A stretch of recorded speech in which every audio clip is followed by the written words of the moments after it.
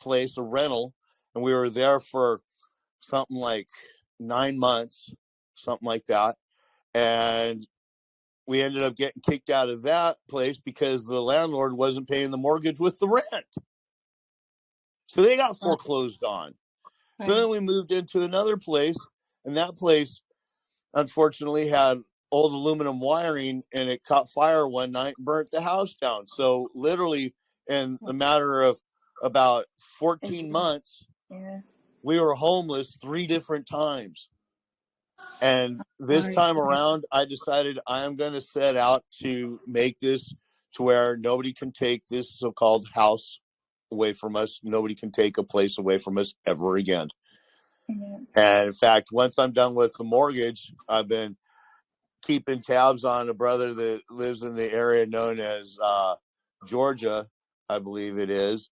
And it's now been over 2 years. He's been asking the same basic question: who's making the claim, who's the real party of interest, or whoever has the first-hand knowledge for the so-called property taxes. And in fact, he even had a face-to-face conversation with the so-called county tax assessor and a couple other people. And at one point, he asked her to put her signature on the so-called bill, and she wasn't willing to do so. But then she actually did. And ever since then, he hasn't heard word or seen hide nor hair from her. She kind of disappeared into the woodwork, and they're not receiving any more so-called county tax bills. That's crazy. We went into the town's county, and we met with the attorney, and we had a conversation that went through that. We asked how, during the pandemic, people were destitute, and that, we were asking basically, the elderly who have fixed incomes and all of that, and you guys are raising the property taxes during when the schools. So it was because the schools were like, they literally got a ton of money. It's called there were ESSER funds that were dispersed to each, and our county got like, I don't know, $8 million. And so we went and asked, why is it that the school taxes are increased when the kids were out of school for almost a year, and you weren't maintaining the building or any of that? Where was all of this money? Why are we increasing like almost $2,000 when you guys got $8 million in ESSER funds? And the town attorney was like, well, I was like, well, let's say, if she thought we were talking about us. We were talking about my father-in-law who's retired. And she goes, if you have money to eat, then you have money to pay the property taxes. And my husband's like, are you kidding me? You're literally saying that paying property taxes is equivalent to survival. And she said, he asked her, do you swear an oath to the town when you take this position? And she said, no, my oath is to the bar. Well, and again, technically speaking, and this is one of those things that people don't realize and know. I've heard people argue this on the other side that, oh, no, I'm actually doing it to this.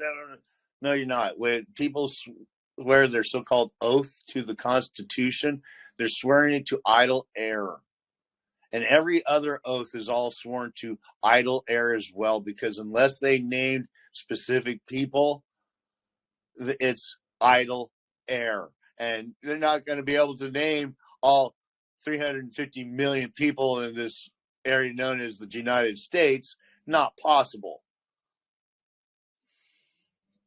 But yeah, all that stuff is, it's all pomp and circumstance. It's all to make people believe that there's something more to all this than there really is.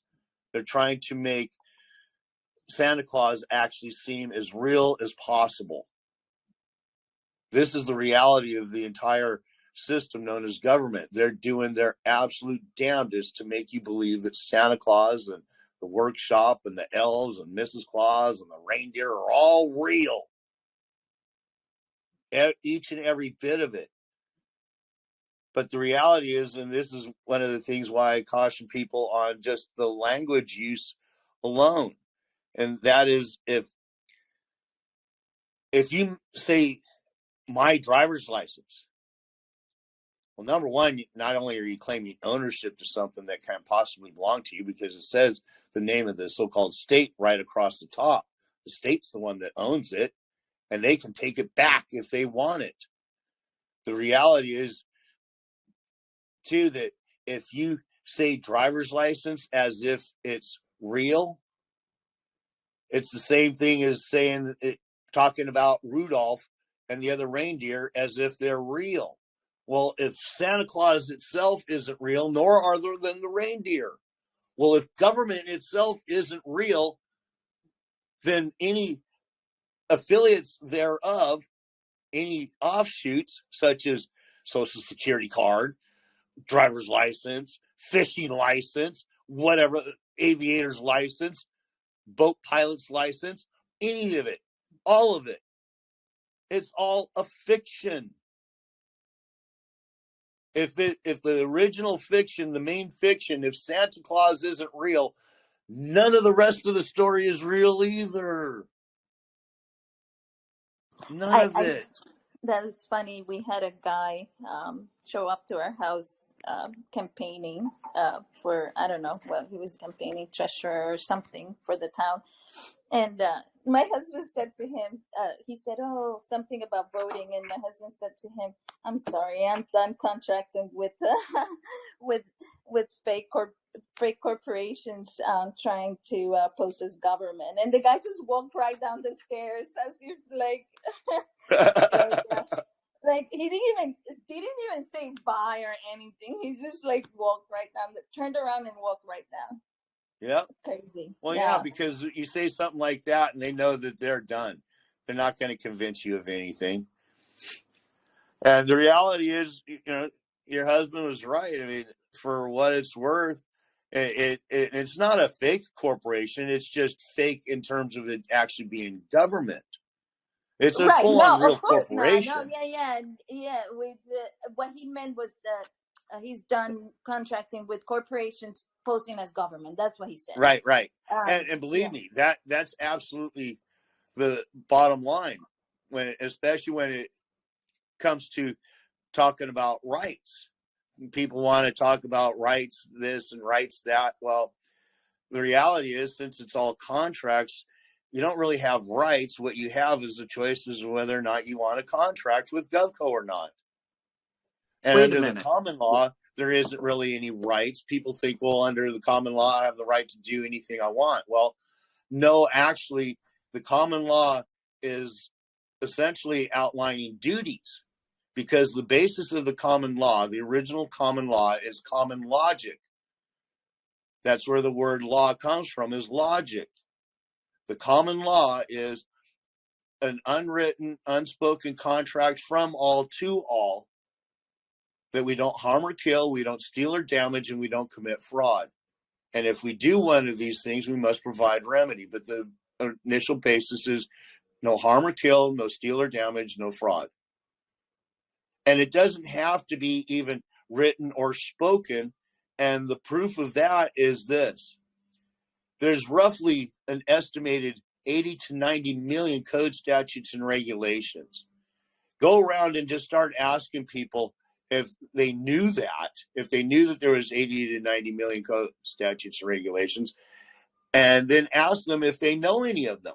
Most people, in my experience, when I've done this myself, will tell you, no, they didn't know there was even that many, and it kind of boggles the mind. They're like, oh my God, wow, I didn't even know that. But then when you ask them if they know any of them, they're like, no, not really. Maybe a couple here and there, but for the most part, no, not really. So when I ask them, well, how do you get through your day without breaking any laws? They basically say, I just try to do no harm to anyone. They're living by the common law, and this is why it's the common logic.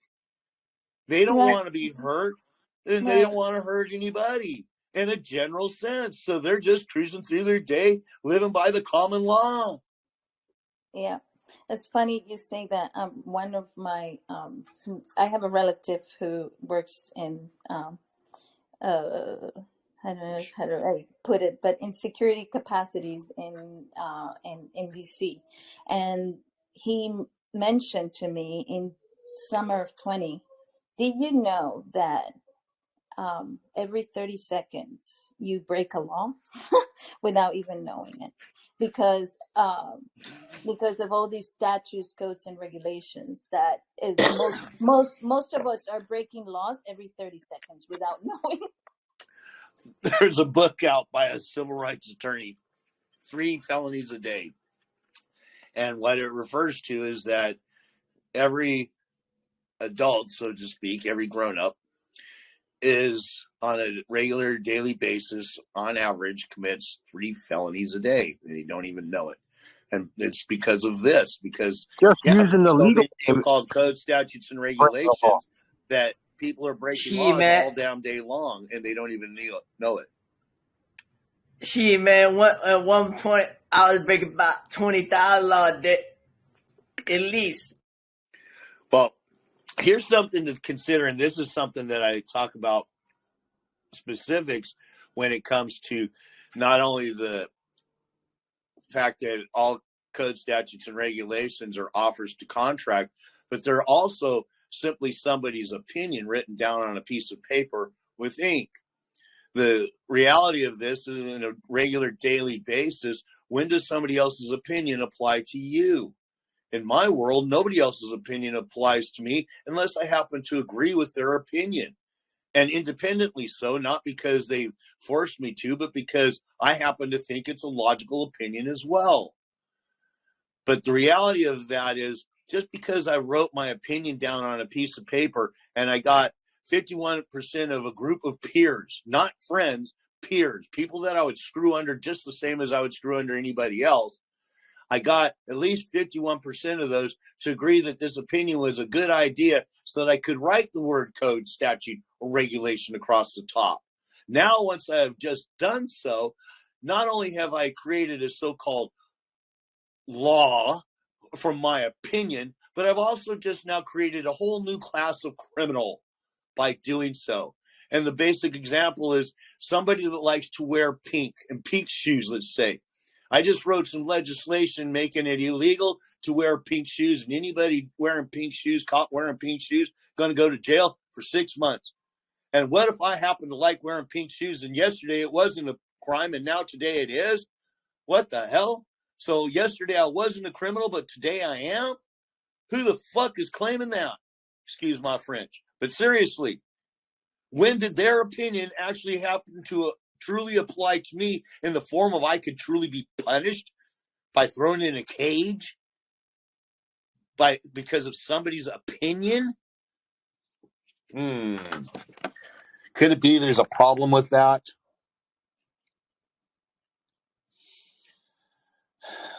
Just saying. Popeye, listening to you guys speak is so enlightening, especially like for myself. I do have to go. Thank you guys for like enlightening me. I just want to say that once again, and I hope you have a wonderful evening ahead of you. So, take care. No problem, brother. Have a good day. But enjoy the Popeye, moment. The Yep. one thing that Always. you're forgetting is we have to fight for our right to party. Okay, Popeye? So you gotta fight. You gotta fight for your right to party. Come on, man. You know, we're showing our age there, brother. You realize that? Hey, I'm trying to loosen it up a little. Yeah. Well, that's really one of the big things that where I'm at now, and the reason why I've made everything that I do as simple as I possibly can. Because ultimately, my biggest goal is to just enjoy the moment. I don't want to have to be stressed out by this, that, and the other thing, because we only have right now. And I've had several situations over the last several years that have really sunk this idea in pretty tightly. And one of the most poignant ones was about 4 years ago, maybe 5 years ago now, when an old school friend that was 3 days older, just 3 days older, allegedly, from what we've been told, he was standing in the kitchen one Thursday evening talking to the wife, and myocardial infarction, basically a massive heart attack, and he was dead before his face smashed the tile floor. Anybody that was in here earlier and heard me talking about the plane crash where the guy was asleep in the bed, that's another example of where your life unknowingly could be gone in a heartbeat. We only have right now.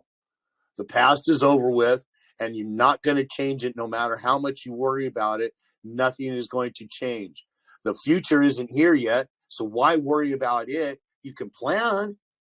Planning's fine, but worrying is a whole nother thing. You only have right now, so only deal with and enjoy the moment, no matter what's going on. And I'm a work in progress on this. It's not always easy if things are stressful or whatever, but do your best to enjoy the moment, because if you're not enjoying right now, you're screwing yourself. And good reason they call it the present, because it's a gift. There you go. What's up, Hark? What's going on, brother man? What's up, big talker? Not much, man. Just sitting around making claims, being a claimant. Well, you're just uncomplicating it. Have you listened to Christian Dan at all? Oh, yeah. Oh, dude.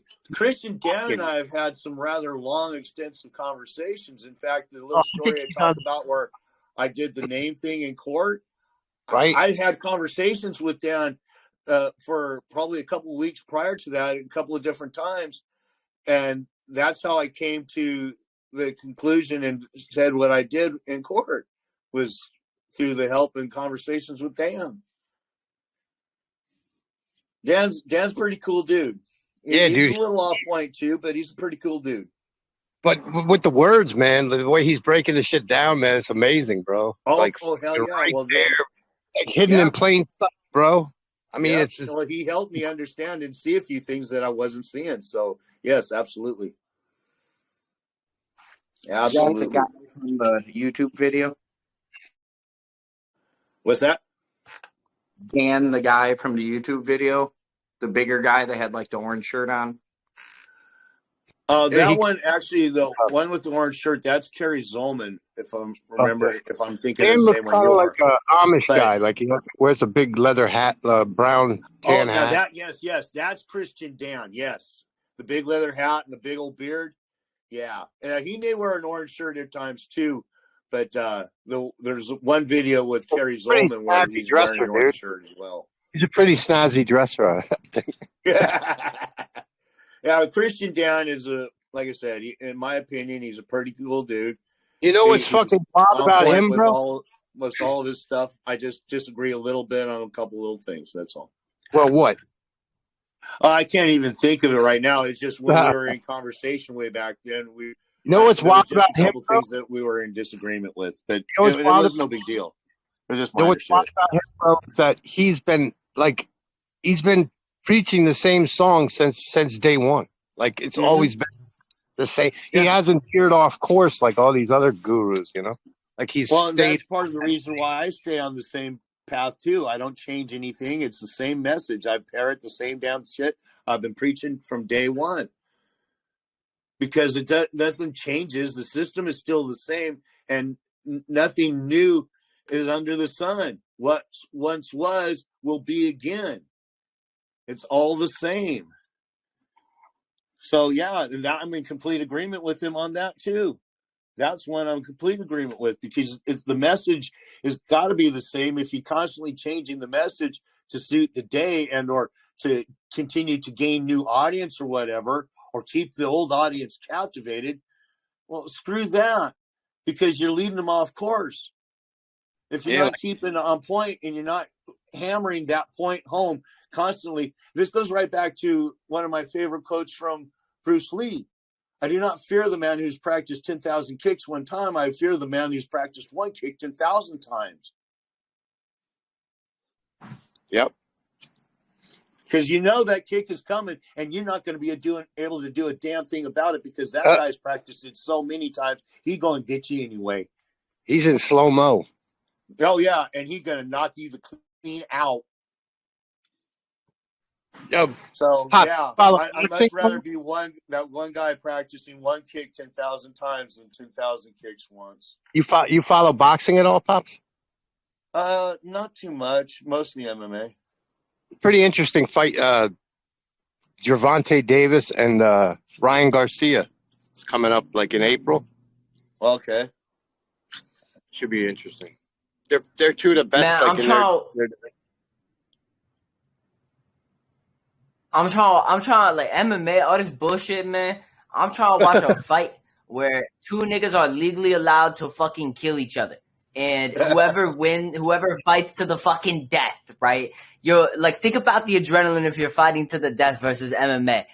That is a real fight. I'm trying to see some military level combat, fucking throwing punches. If he fucking knocks the dude out, he starts stomping on his fucking skull, blood everywhere. Tell me people would not be all over that Bring shit. back the fucking gladiators, man. That's what I'm saying. Why legally? All right, can we not have that if both men sign and then televise it on TV? Because personally, I think we need that. Too much insurance. That's still what's happening in boxing and MMA today. They all have to sign contracts essentially stating that they're giving consent to the other guy to rip the head off and shit down the hole. That's what fighting is, and every competitor has to sign a contract consenting to it. Otherwise, there'd be lawsuits left and right after fights. Look, man, none of these MMA fighters would last a second against a experienced monk. All right, I'm telling you that shit right now. I was thinking that the other day when they have like those standoffs, you know, like before they fight, like the day before or whatever, and one guy takes a swing or like fucking pushes the other guy and knocks him over. Like if there wasn't some contract in place already, that motherfucker could sue him, dude. That's assault, you know? So I'm like, wait, man, what the fuck's going on here? Yeah. That shit's a setup. They're like, they tell that dude, all right, look, you both are going to stay here. Y'all going to be giving a little bit of stare, all right? One of you might, you know, a little bit of shove. The other one throws a hook and the other one dodges and weaves. You know what I'm saying? That's all set up, man. There's no way. Well, it has been said that pretty much all sports, including football, basketball, and all of them, that the fix is in because it's all about entertainment. There is no obligation that they have to do anything that's so-called legal, that you know, like it would be if it was actually something where it mattered. Are you saying wrestling is not real? So the reason I'm just joking. The one that is real. I'm joking. Let's not real, man. With those others. Look, man, there are underground like Chinese billionaire rings where they got people fighting each other with katanas and shit. There's no way. Because think about their culture, man. There's definitely some sort of underground like sword fighting scene in Asia. Where people are fighting each other with katanas. Yeah, like Rambo, where he goes into that fucking Thai underground fight club fucking thing, fights all those fuckers. Yeah, some shit like that. And look, man, the reason monks are so successful is because they know how to channel like the chakra energy. It's like that quote by Muhammad Ali: "Float like a butterfly, sting like a bee." You know, it's like about the chakra and the energy and how you're able to channel that throughout your body. Because look, some of these dudes could do a 1-inch punch, and that 1-inch punch is a lethal amount of force to explode somebody's heart or et cetera, et cetera. What's up? Bruce Lee, man. That punch, that punch, man. Could fucking take your throat out. Yeah. We've all seen Kill Bill. We know it's possible. I'm able it's not on TV, so it's got to be true. I'm able to like run through mud and like literal mud and not slip at all. Like, wow, man, that's impressive. Yeah, and then also I'm able to like explosively and like short sprints I can run even though I don't work out at all. I'm able to like achieve like like Olympic level like sprinting speeds and stuff like that. And I don't work out. I just know how to use that. Have you ever walked on water? Not yet. I plan to though. Jesus lizard. It's frozen. Anyway, Yeah, what if it's frozen? I'm gonna get, guys. I've been on this call for a few hours now, so I'm out. I'm gonna go You're bouncing on do us? some other things for a bit, man. Love you guys. Talk to It was you nice later. chatting with you, sir, and Good meeting chat the with man. you two guys. Have a good one.